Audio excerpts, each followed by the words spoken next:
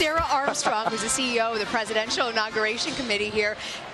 First off, congratulations. This is quite a feat to pull off. You did the conventions, but this is something entirely different to put an inauguration. It's entirely different in a shorter period of time. That's right. I had a year to plan the convention and I had 10 weeks to plan this. Remarkable. I want to ask you, though, what was President Trump's request for this, for the inauguration activities? 3 days of activities. Well, he wanted to make it special, make it about him. And so what we looked at is ways to bring American unity to the theme.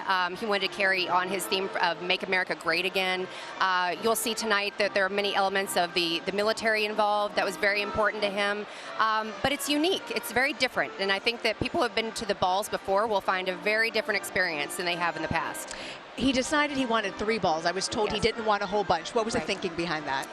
Quality versus quantity. And so he wanted to make sure the experience for those people that were attending was phenomenal. And that's what I think we're going to have tonight. So people are enjoying themselves so far. And we should tell folks it's not taxpayer money that goes to fund No, this. not at all. How much did you have to raise for this? We've raised well over $90 million. And it's just been a generous support from our underwriters who have come in and wanted to be supportive of President Trump and to make the experience wonderful for the American people. So from the welcome concert to public events to tonight's balls, it's just been a great outpouring of support for us. So going into this era, what was your biggest concern for the weekend? The weather. Really? Yes.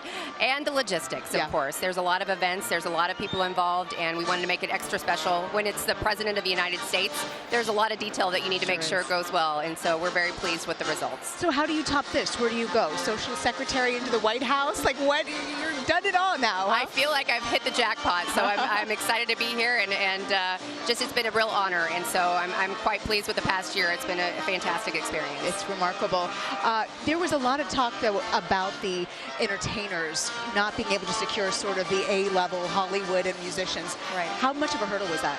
It wasn't really. Actually, we had a lot of people who wanted to perform. The example of Jennifer Holliday, who wanted to perform and got a lot of backlash, was an unfortunate thing for her and for us.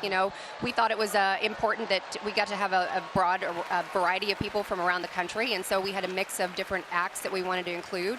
And so the talk about, the A-listers, that wasn't really our goal. We wanted to make sure we had a variety and an interesting experience rather than, what top A-lister was going to be there. And so I think we have a really great group of people that are performing, and we're so pleased with the ones that stuck with it and were supportive, and it's going to be a great weekend, and the whole night's going to be fabulous. Well, thank you for joining us. We appreciate it, and congratulations again. What a lovely night. Thank you very much. Vlad, I'm going to send it back to you.